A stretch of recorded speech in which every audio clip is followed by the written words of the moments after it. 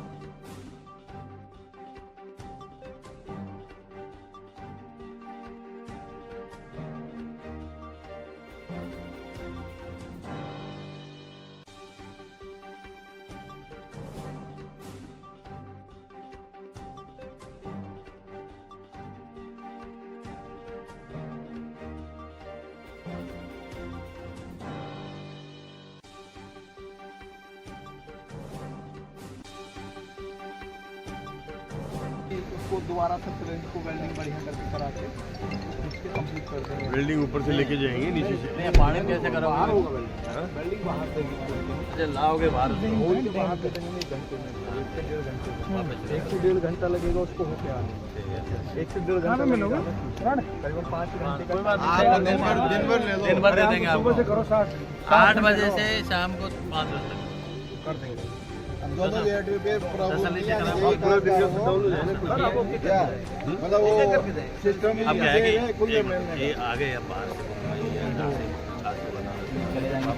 से जाने वाने का चक्कर नहीं है। 3 में आए 3-4 दिन से आए बीच में कम करना पड़ेगा, ज्यादा करना पड़ेगा। कभी पानी वहाँ जा रहा है तेल आप इच्छा जब करो आप इच्छा जब करो।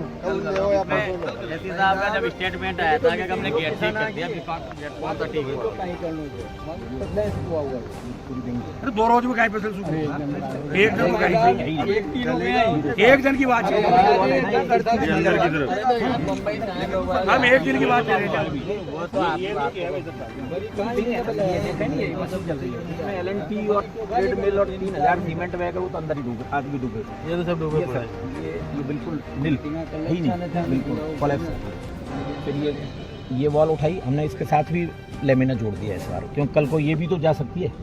तो इसके साथ ये पूरी ये कंप्लीट करके और हम ये पानी भी आ गया सर यहाँ, और उसी वक्त ये शटरिंग यहाँ अभी भी लगी हुई है अंदर दूसरे वाले। यहीं से दिखा देंगे साहब को। नहीं, अंदर ये जो है ना डूब रही है, आप दिखा देंगे कोई प्रॉब्लम ये थी पानी जल्दी आने के कारण से ये दिक्कत बनी है, तो उसमें कोई दिक्कत एक साथ पानी आ गया। इसमें एक चीज और थी साहब, उस टाइम हमने बोला था कि एक जाली लग जाए, जाली लगा रहे हैं ना। वो अगले साल जब कार्य हो जाए ना, आप आया जब की ना टॉप का भी तो कुछ करो साहब, है ना? ये तो टॉप का करेंगे। कब करोगे साहब? घास वहाँ से लग जाए।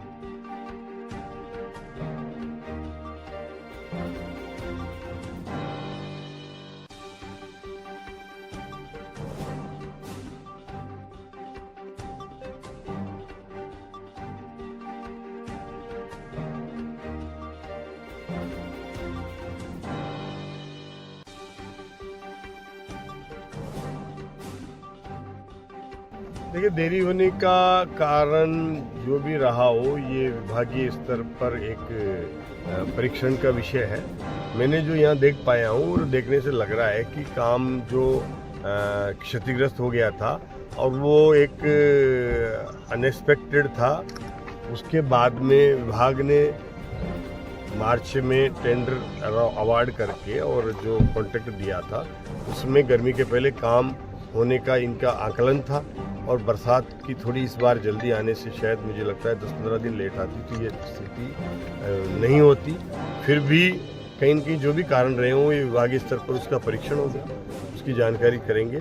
लेकिन अभी फिलहाल चिंता का विषय है कि किसानों को समय पर पानी मिल जाए और किसी तरह से किसानों की फसल की हानि ना हो, ये मुख्य विषय ये है।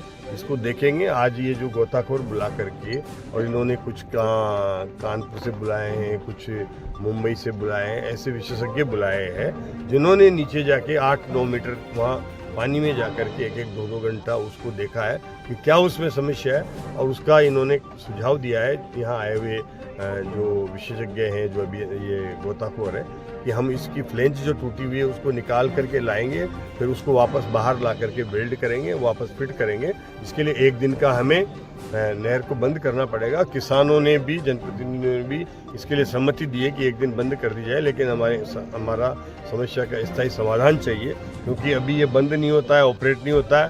तो इस पानी को कई बार ये नदी में बहाना पड़ा है, ये पानी अनमोल होता है, इसको इस तरह से बहा करके हम वेस्ट कर रहे हैं। अगले साल का कोई भरोसा नहीं होता कब कितनी बारिश कम हो जाए और किसानों को समस्या आ जाए, तो निश्चित रूप से इसको भी पानी को भी बचाना जरूरी है और किसानों को समय पर पानी देने के लिए नहर को गेट को ऑपरेट करना भी आवश्यक है। इसलिए इसके ऑपरेशन सही हो ताकि आने वाली फसल में पर्याप्त पानी किसानों को मिल सके, इसके लिए प्रयास कर रहे हैं। और इसीलिए मुझे 2-3 दिन से मैंने पहले अभियंताओं से पूछा तो उन्होंने यही कहा था कि हमने ठीक कर दिया है, सब सही हो गया है। लेकिन जब इसको रेगुलेशन के लिए खोला गया तो किसानों की समस्या आई कि हमारे खेतों में पानी भर गया, अभी डिमांड कम है कि नहर को ज़्यादा खोल दिया गया तो फिर ये बंद नहीं हो पाई। तो इन्होंने नहर तोड़ करके पानी को फिर इधर नदी में डाइवर्ट किया, उससे काफ़ी लेवल डैम का डाउन भी हुआ है। तो ये चीज़ें जो हुई है तो इसलिए मैंने ये निश्चित किया कि वहीं जा करके देख करके जो समस्या है उससे परिचित भी हो जाए, उसका क्या स्थायी समाधान हो उसका हमें जानकारी भी हो जाए और उसका स्थायी समाधान हो। इसके लिए मैं आज इस डैम पे भी आया हूँ और मैं समझता हूँ कि कल यहाँ आए हुए जो विशेषज्ञ है, गोताखोर है, अगर इसको दिन भर बंद रख करके ईश्वर से ये प्रार्थना है कि ठीक हो जाए ताकि हमारे किसानों को पर्याप्त पानी आने वाली रबी की फसल के लिए मिल सके।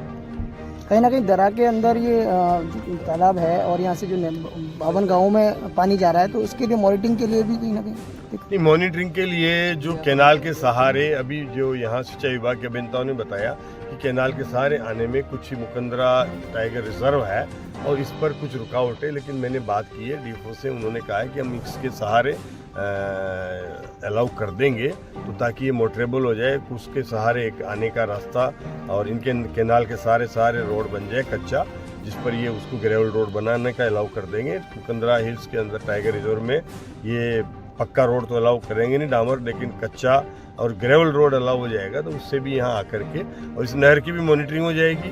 साथ में यहाँ आने में जो बीच टाइगर रिजर्व के बीच में होकर के आना पड़ता है वो भी समस्या नहीं रहेगी और सीधा यहाँ आकर के और ये इसकी देखभाल कर सकेंगे। तो इसके लिए भी सहमति बनी है और मैं समझता हूँ आने वाली गर्मी में नहर के सहारे भी ग्रेवल रोड बना करके यहाँ आने का डैम का रास्ता सुलभ हो जाएगा, इसके लिए भी प्रयास करेंगे। मंत्री जी, के डैम की देखरेख के लिए यहाँ पर कोई स्थायी तौर पर व्यक्ति अपॉइंट किए गए हैं, चौकीदार अपॉइंट किए गए हैं, ऐसा कुछ? देखिए, कुछ नए लोग आते हैं, पुराने सब रिटायर्ड हो चुके हैं। मैंने अभी यहाँ चीफ इंजीनियर जी से बात हुई, मीणा जी से, उनसे कहा है कि उन पुराने लोगों को जो अनुभवी थे, चाहे हमने नए रख लिए हों, नए अभियंता आते हैं, उनको पूरा न रेगुलेशन की जानकारी होती है न समस्या की जानकारी होती है, तो ऐसे जो मेट थे, पुराने लोग थे, उनकी सहमति बनती है तो उनको अस्थायी रूप से जिस तरह से वापस बुला करके उनकी सेवाओं को भी विभाग काम में ले ताकि उनका अनुभव का फायदा वो ले सकें और इस तरह की समस्या नहीं आए।